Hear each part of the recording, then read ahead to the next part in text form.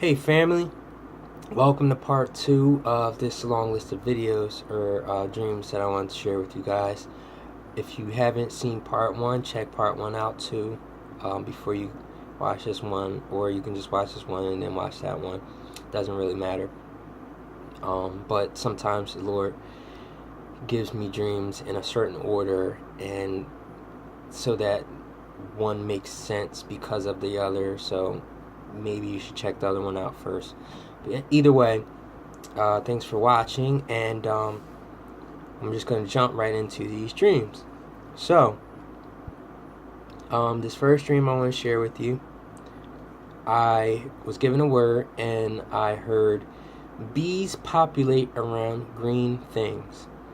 So, I know the bees in this word represented the body, the members of Christ, the Christians, and because we are like God's busy bees, and the green things is symbolic of things filled with life.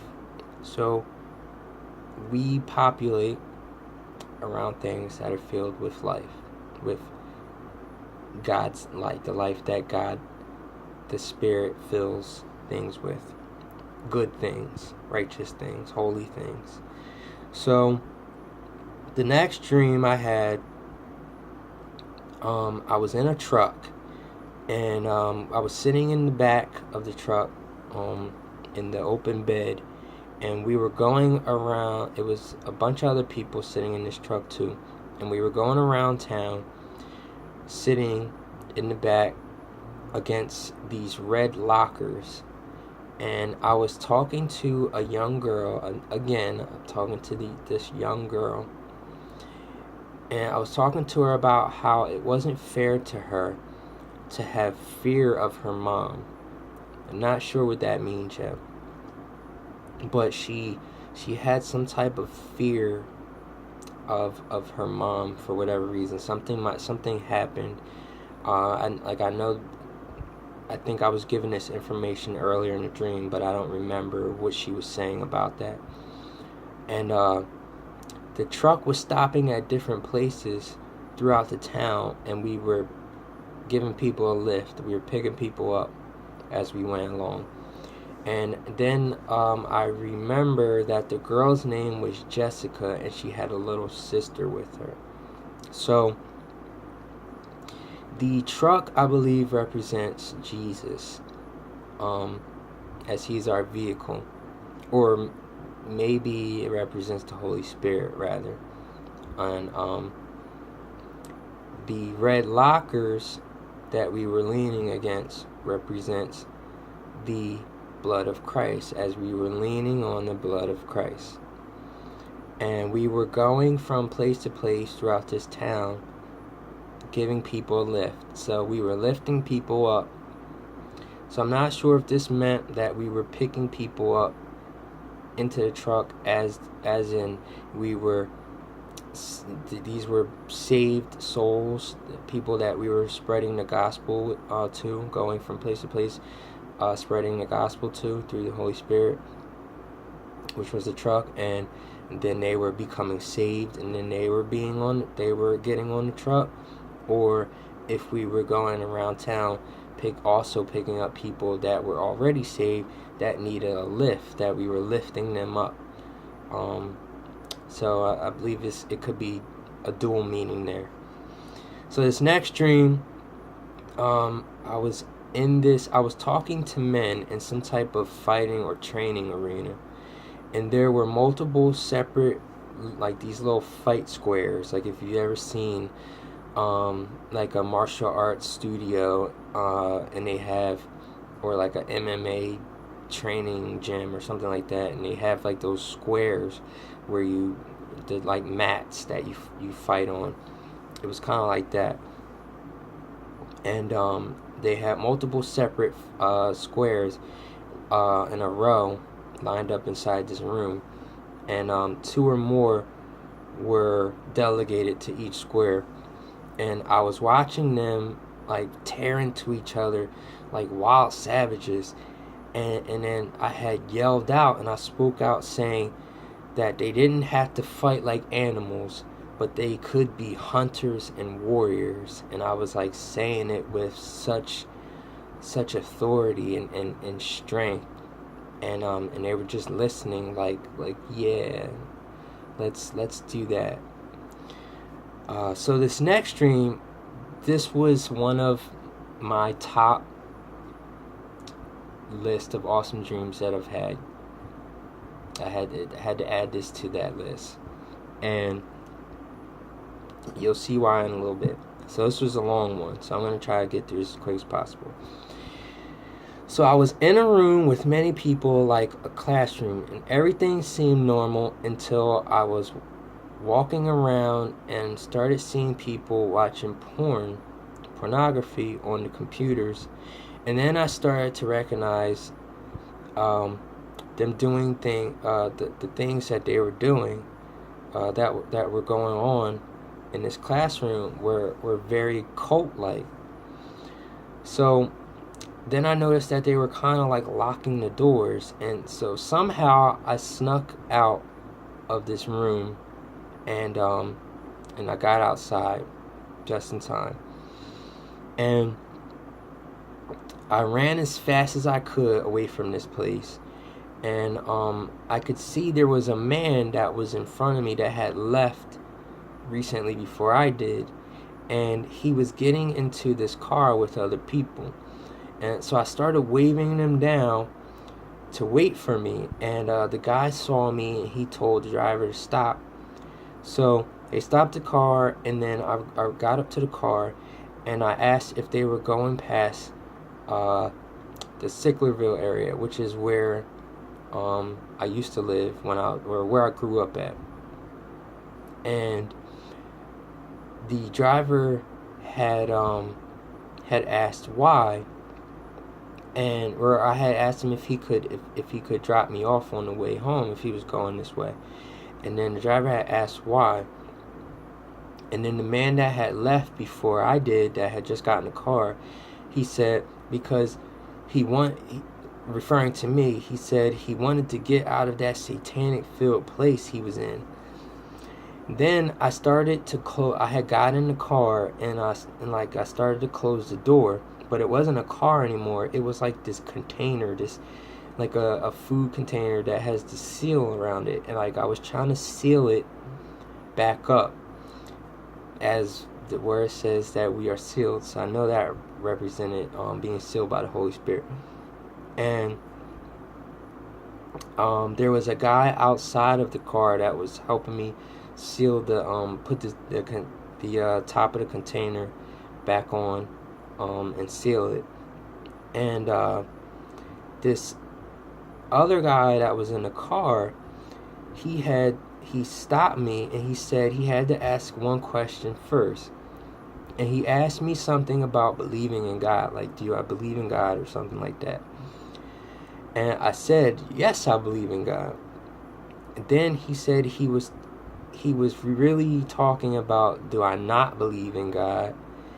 And he started stating some scientific facts about something. Then he said there wasn't a real God, but there is intuition. And I was like, no, there is a God, and he's alive, and I believe in him. And I started to say more about Jesus, but then he stopped listening, and he looked at his right arm that had been in a cast, and his eyes got real big, and he said, it's healed. And then he yelled it out again, it's healed. And I then told him, yes, God is real, and he is intuition. And then I said, and he heals. And right after I said that, I said it again, and I said it real slowly this time. I was like, he heals. And when I said that, I could hear the guy's thoughts in my mind.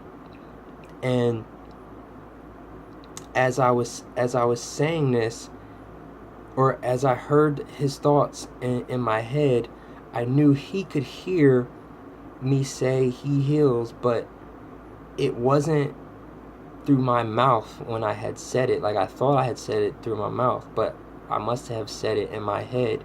And I was like almost telepathically speaking this in his head, and he heard it in his head, and I knew that.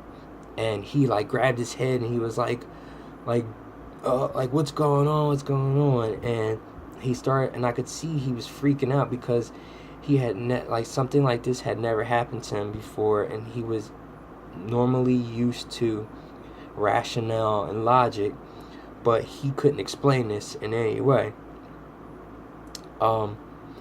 Then as all this was happening, directly as I had said, like, because as everything that I just said happened all in like a second.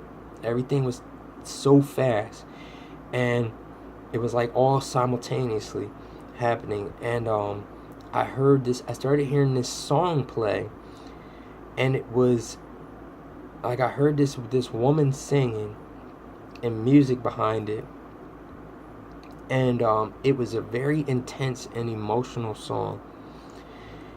And then I started to go into this vision in the dream, and I saw a person's mouth, like this face, and I saw their mouth up close, and their mouth was twisted like on an angle, and then it started to twist back to normal, and then it was healed.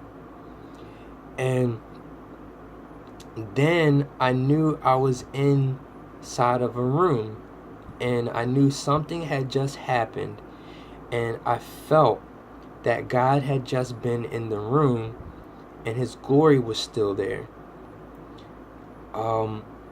I then saw people lined up outside of the door, and they were all waiting to come in. And I had said to the people that were there with me that the people outside were going to think that there was something special about this room now, that that guy had just appeared, and there was like this tangible glory cloud inside of it, like this glow inside of the room. Then as I said that, I was immediately embraced by this little girl. Like, she came running in and she hugged me, and I believe she was a cancer patient, because I think she was bald from like chemo and stuff. And she hugged me so tight, so hard, like I could feel this. And then I knew she was healed. I knew she had been healed. Then she let go, and another group of little girls were brought in, and they were on an operating table, and I hugged the little girl. I hugged the one on the right, and then I pulled her away. And then I realized they were conjoined twins, because as I pulled her away, I watched as the skin separated, and then it was healed. Like, the skin on the other little girl that was on the table still, it was like hanging at first, and then it like sealed up, and it was healed. And I was just looking at the little girl's face, and she was just smiling. She was just so happy, and everything was just so happening so fast. It just felt so fast, and I felt like it was hard to breathe. Then after all this happened, I woke up, and as I was waking up, my heart was beating so fast, and I was hyperventilating, like I couldn't breathe. And I knew, like, this, I don't know if this was a vision, if this was like an open vision in a dream, or if this was really happening in the spirit, but everything felt so real, so tangible. Like, I felt that little girl's hug, I felt their joy, and I felt them being healed, and I knew that this was all happening through the spirit, and God was using me to heal these people. And I just started crying, because it was just, I'll never forget those children's faces. I'll never forget those children's faces. Like, the joy that they had after they were healed. And they, like, it was just awesome. I've never had an experience like that. Like, that was so real.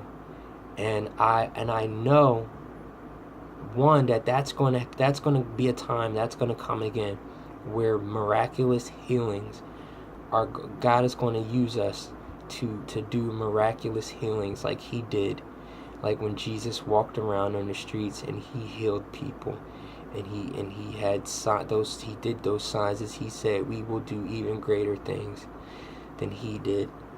Excuse me. And so I know He's been telling me, this is like the 1000th time that He showed me now healing people in a spiritual sense, and now in a literal sense. So I have no choice to believe that He's going to be giving me, if not already, or not, if I don't already have the gift of healing.